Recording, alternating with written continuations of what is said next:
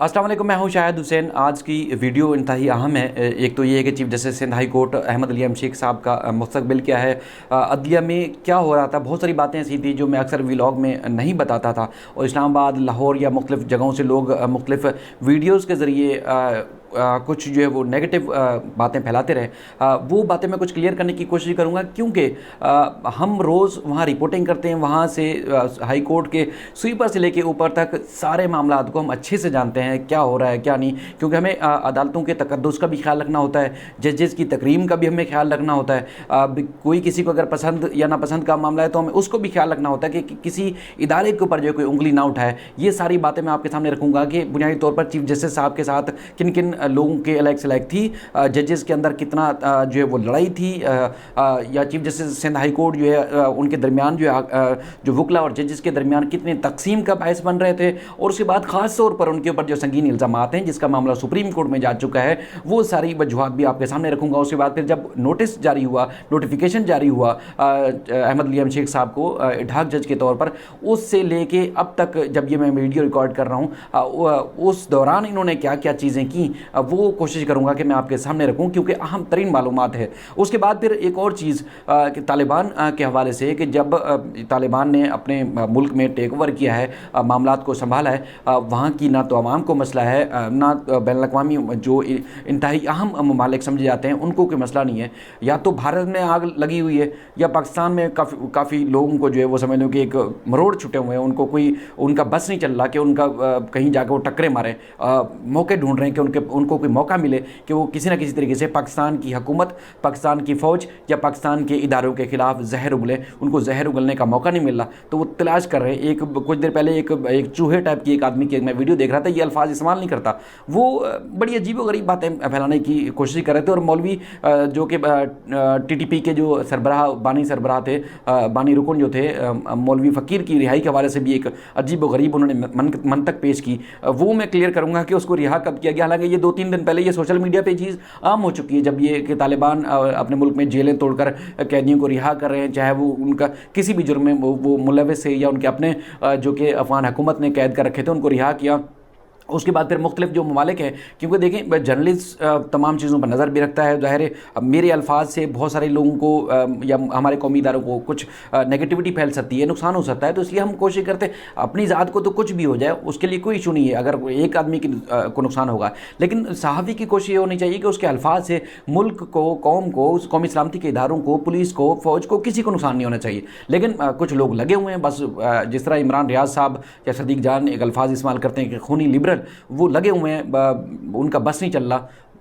कहा जाए तो वही वाली बात कि उनकी लाइन अगर मैं आपको दोबारा बताऊं कि जैसे वो नमक हरामी पे लगे हुए हैं कि पाकिस्तान से सब कुछ खाते हैं, पीते हैं, ओढ़ते हैं, बचोते हैं, यानी कि बड़े हो गए हैं और अब तक उनको अकल नहीं है। लेकिन वो लगे हुए हैं सिर्फ नवाज़ शरीफ और मरीम नवाज़ और नून लीग की मोहब्बत में और कोशिश में लगे हुए कि किसी न किसी तरीके से पाकिस्तान को नुकसान पहुँचे। अब मैं चूँकि ये तालिबान वाला मामला दूसरे वीडियो के सेशन में रखूँगा, लेकिन पहला मामला जो है वो ख़ास तौर पर मैं chief justice Sindh high court Ahmed Ali Shaikh साहब की एलिवेशन के हवाले से बात रखूँगा। पहले कई वीडियोज़ में हम उनकी अहलियत, उनके मामलात जो है वो सारे वाजे कर चुके हैं। अब जहाँ तक लोग तासुर दे रहे हैं कि चीफ जस्टिस अहमद अली शेख साहब जो है वो डट गए और वो कानूनी रास्ता इख्तियार करेंगे, वो अपना ओहदा नहीं छोड़ेंगे, कुछ भी करेंगे। लेकिन इतलात ये है कि बहुत जल्द, शायद जब आप वीडियो देख रहे हों तो तब नोटिफिकेशन जारी हो चुका हो कि मकाम chief justice Sindh high court का मुमकिन तौर पर जस्टिस इरफान सादत खान साहब को जो है वो बनाया जा रहा है। उनका जो हलफ लेंगे वो आगे चलकर जस्टिस अकील अब्बासी साहब लेंगे, जो कि तीसरे नंबर के जज हैं, जो एक तयशुदा रूल्स हैं उनके हिसाब से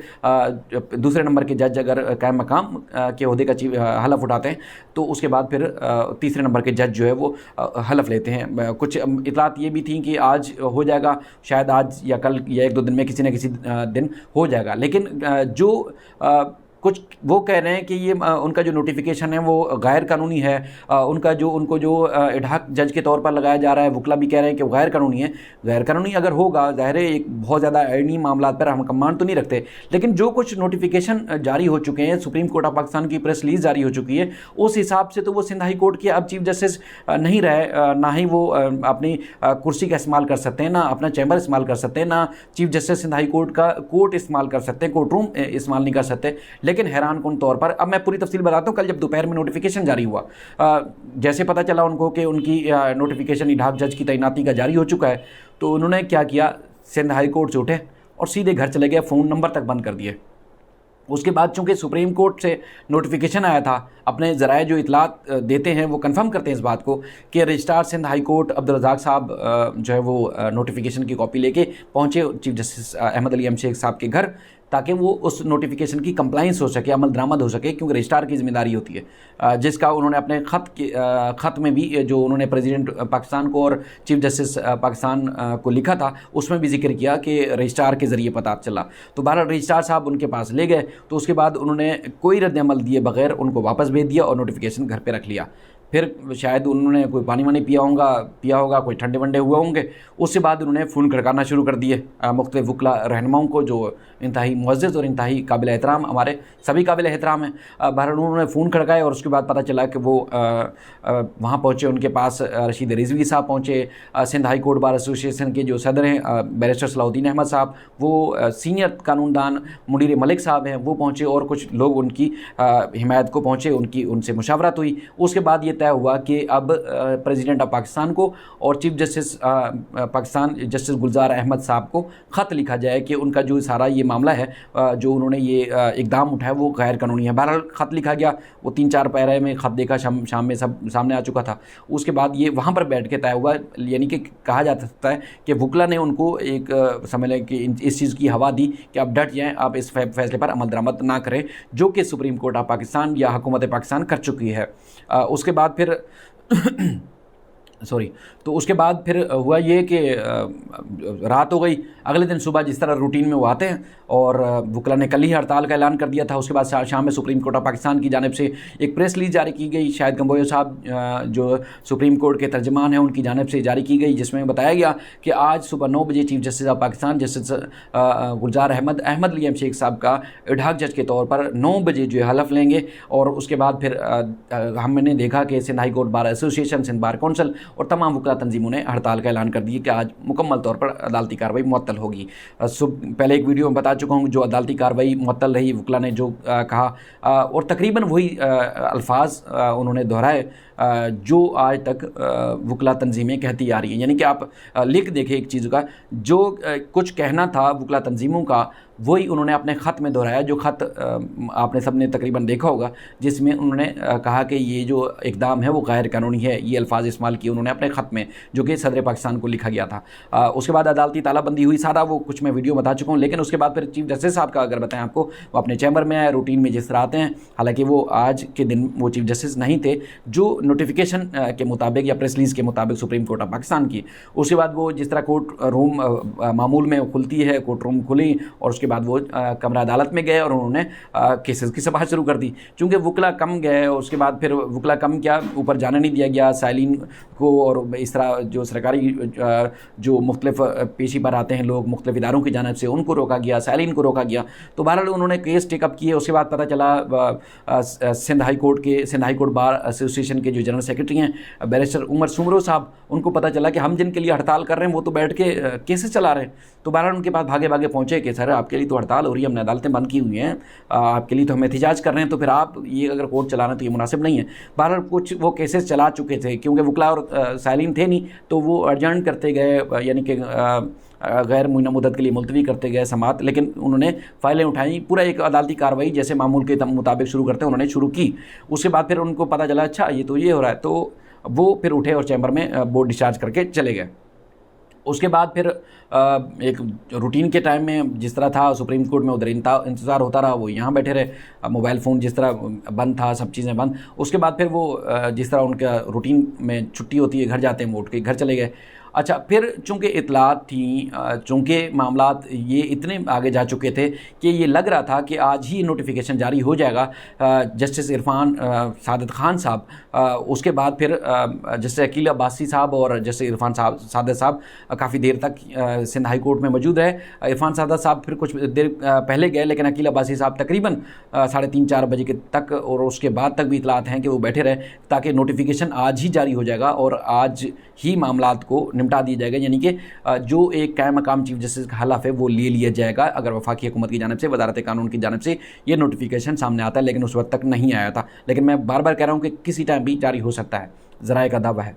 उसके बाद फिर चूँकि मैं एक और बात आपको बता रहा था कि जब दोपहर में जब ये सारे हड़ताल वगैरह चल रही थी, तो उसके बाद फिर सिंध हाई कोर्ट के कुछ जूनियर जजेस, काबिल एहतराम जजेस, chief justice Sindh high court Ahmed Ali M Shaikh साहब की हिमायत में या उनसे इजहार यकजहती के लिए उनके चैम्बर में पहुँचे। काफ़ी सारे जजेस ने उनको यकीन दिलाया कि वो उनके साथ हैं, वो डटे रहें और वो हर सूरत उनको सपोर्ट करेंगे। बताया गया कि 2 मोस्ट सीनियर जजेस वो chief justice Ahmed Ali M Shaikh साहब की चैम्बर में नहीं गए इस सारे इशू के लेके। क्यों? जैसे मैं पहले बात कर रहा था कि यहाँ पर एक दरार पैदा हो चुकी थी कई अरसे से, काफ़ी अरसे से chief justice Ahmed Ali M Shaikh साहब के रवैये की वजह से। जो उनके जूनियर जजेस हैं या उनके साथ जो कुलीग्स हैं वो बात तक नहीं करते, यानी कि उनके रवैये की वजह से इतना तंग आ चुके थे कि बहुत ज़्यादा, मतलब मैं वही अभी भी आपको बात बता रहा हूँ कि बहुत सारी ऐसी चीज़ें हैं जो हम रिपोर्ट नहीं कर सकते अदालतों के तकद्दुस की वजह से, अदालतों के एहतराम की वजह से, जजेस की तकरीम की वजह से, ताकि मामलात या पब्लिक में जो बात जाए वो ख़राब ना हो। उसके बाद फिर बहरहाल आज भी उनके पास वो इजहार यकजहती के लिए बहुत सारे लोग नहीं गए और सीनियर तरीन जजेस भी जो है वो उनके चैम्बर में नहीं गए, यानी कि वो बात तक भी नहीं होती उनकी। और कुछ इतलात तो ये हैं कि कुछ अर्से पहले कुछ जजेस की आपस में जो है वो एक कहा जा सकता है कि हाथापाई और अच्छी खासी लड़ाई तक भी हुई। और फिर जो हाई कोर्ट का मीडिया वो है सीसीटीवी कैमरे का रूम, वहाँ का वीडियो रिकॉर्ड जो है वो डिलीट करा दिया गया, यानी कि बात आगे ना फैले, इसको दबा दिया जाए, इस तरह की चीज़ें हुई हैं।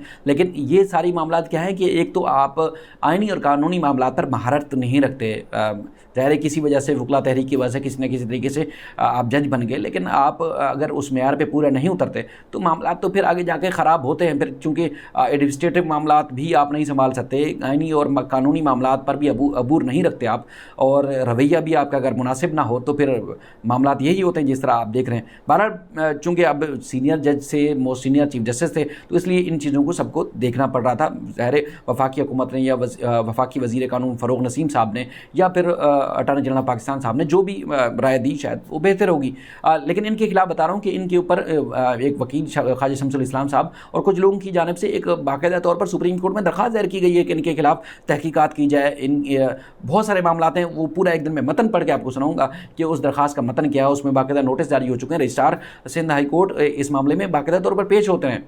लेकिन अगर किसी के ऊपर इस तरह के संगीन नोयत के इल्ज़ामात हों तो फिर ओहदा तो वैसे ही छोड़ देना चाहिए, जब जो कि इतना बाइज़्ज़त और एक पावरफुल ओहदा होता है। अगर वो कहते हैं कि उसके ऊपर उंगली भी उठती है तो उनको छोड़ देना चाहिए। बहरहाल वो डटे हुए हैं, उम्मीद है कि मामलात अच्छे होंगे। अच्छा, उसके बाद फिर इसी चीज़ को लेके आज बिलावल साहब ने प्रेस कॉन्फ्रेंस की, तो उस दौरान भी उन्होंने इंतहाई सख्त ज़बान इस्तेमाल की और उन्होंने इस बात के लिए वफाकी हुकूमत को और बहुत सारी चीज़ों, बहुत सारे मुतल्लिका लोग भी कह सकते हैं, उनको वार्निंग दी कि chief justice Sindh high court Ahmed Ali M Shaikh साहब की जो बेसी है उनके अल्फाज से कि वो किसी सूरत बर्दाश्त नहीं की जाएगी और इस मामले में नज़रसानी की जानी चाहिए, यानी कि उन्होंने खुद इस मामले में वार्न किया है। अब आगे देखते हैं कि मामला होता क्या है। ये बहुत ज़्यादा संगीन मामला हो चुका है। आगे जाकर अदलिया और इस तरह अदलिया के वकला के दरमियान काफ़ी दरार पैदा हो सकती है और बहुत सारे लोग चाहते हैं, बहुत सारे जजेस चाहते थे कि वो किसी न किसी तरीके से यहाँ से चले जाएँ, एलिवेट हों या इनको घर भेज दिया जाए या कुछ भी हो जाए, किसी न किसी तरीके से चले जाएँ। वकला बहुत सारे ऑफ द रिकॉर्ड हमसे बहुत सारे लोग बात करते हैं कि वो कहते हैं कि इनके रवैये की वजह से लोग इतने तंग हैं कि वो कहते हैं किसी ना किसी तरीके से अहमद अली एम शेख साहब सिंध हाई कोर्ट से चले ही जाएँ। तो बहरहाल एक 3.5-4 साल के करीब उन्होंने ओहदा इंजॉय किया, मुल्क के लिए उन्होंने सर्व किया, उनकी बड़ी खिदमात हैं, उनको हम कदर की निगाह से देखते हैं। मीडिया के नुमाइंदों को एक अरसे दराज से वो अपने कमरे में, चैम्बर में नहीं आने देते, अपने कोर्ट रूम में, ओपन कोर्ट रूम में नहीं आने देते, उनका रवैया मुनासिब नहीं होता। बहुत ज़्यादा पब्लिक इंटरेस्ट के केसेस में हमें रिपोर्ट करने की इजाज़त नहीं होती, लेकिन उससे कोई मसला नहीं है। अगर एक खबर नहीं चलेगी तो कोई बात नहीं, लेकिन कम से कम इदारे की तकरीम कायम रहनी चाहिए, एहतराम बिल्कुल बरकरार रहना चाहिए, कोई इशू नहीं है। वीडियो चूँकि लंबी हो रही है, एक ख़ास बात कि तालिबान ने जिस तरह टेक ओवर किया है इस सारे मामले को, जो हम ऑब्ज़र्व कर रहे हैं, जो देख रहे हैं, उससे तो तालिबान की आवाम को, अफ़गानिस्तान की आवाम को भी कोई मसला नहीं, रूस को कोई मसला नहीं, चीन को कोई मसला नहीं, तुर्की को कोई मसला नहीं। अगर आग लगी हुई है तो या तो भारत में लगी हुई है या भारत नवाज कुछ लोगों को लगी हुई है जो चमचे हैं और पूरा दिन खूनी लिबरल ढूंढ रहे होते हैं कि पाकिस्तान की हुकूमत, पाकिस्तान की फ़ौज या मुल्की इदारों के खिलाफ कोई उनको जहर उगलने के लिए कोई मवाद चाहिए होता है। मवाद तो कोई मिलता नहीं है, तो वो लगे होते हैं। कभी मोईद यूसुफ साहब की बात करते हैं, कभी वज़ीर आज़म पाकिस्तान की बात करते हैं। हालांकि वज़ीर आज़म पाकिस्तान ने गुज़श्ता रोज़ एक लेटर मूड में बात की थी, जो कि एक लोगों को समझाने के लिए अक्सर वो मिसालें दिया करते हैं। लेटर मूड में बात करते हैं कि ये देखें, यूँ नहीं तो यूँ हो सकता है। जिस तरह उन्होंने वज़ीर आज़म पाकिस्तान इमरान खान साहब ने कहा था कि तालिबान ने जो एक ग़ुलामी की ज़ंजीरें थी वो तोड़ दी, तो यकीनन तोड़ी हैं, वहाँ की आवाम खुश है, वहाँ कोई मसला नहीं है। और पिछले 3-4 दिन में जिस तरह अमन कायम हुआ है, तो फिर इसकी तो गुज़श्ता 20 साल में कोई मिसाल कायम नहीं मिलती, अब मिसाल नहीं मिलती इसकी। और अगर अभी भी अमन अमान ख़राब है तो फिर काबुल एयरपोर्ट पे अमन अमान जो है ख़राब है। बाकी वहाँ मीडिया, ख़वातीन, वहाँ की बच्चियाँ स्कूल जा रही हैं, वहाँ अगर कोई गलत करता है तो उसको खुलेआम वहाँ जो है वो बात की जाती है। वहाँ की ख़ासतौर पर लेडीज़ डॉक्टर, नर्सेज और वहाँ की तालिबान खुद मिल के लोगों को बता रहे हैं, यकीन दिला रहे हैं कि उनको किसी न किसी से हर सूरत उनको तहफ़्फ़ुज़ फराहम किया जाएगा। बल्कि जो जुलूस निकालने वाले हैं मुहर्रम हराम के सिलसिले में, तो वो बाकायदा तौर पर उनको भी सिक्योरिटी ना सिर्फ फराहम कर रहे हैं बल्कि उनकी मुकम्मल उनकी देखभाल भी कर रहे हैं, उनको हर सूरत खदशात से, ख़तरात से महफूज रखने की कोशिश कर रहे हैं। लेकिन क्या यहाँ क्या लगे हुए हैं कि जी वज़ीर-ए-आज़म पाकिस्तान ने ये कह दिया और मतलब उसके बाद ये हो गया, मौलवी फ़कीर मोहम्मद के बारे में कहा गया कि तालिबान ने उनको छोड़ दिया, और ये खूनी लिबरल जो है मामला उसके किसी न किसी तरीके से पाकिस्तान में इसका रिएक्शन आएगा। क्यों रिएक्शन आएगा? पाकिस्तान ने किया क्या है? पाकिस्तान के इदारों ने जिस तरह जो जहर उगलने वाले या पाकिस्तान में एक पाकिस्तान की कौमी सलामती का जो नुकसान का सबब बनने वाले या किसी न किसी तरीके से वो नुकसान पहुँचा रहे थे ना, वो बहुत ज़्यादा तब्दील हो चुका है। जिस तरह लोग कह रहे हैं ना कि 20 साल बाद जो देखे जाने वाले तालिबान हैं, वो 20 साल पहले वाले तालिबान नहीं, बहुत ज़्यादा चेंज हो चुके हैं। अब उनका दिल दिमाग, उन्होंने सब चीज़ें बड़ी कर ली हैं, तो पाकिस्तान के इदारों ने भी बड़ी कर ली हैं।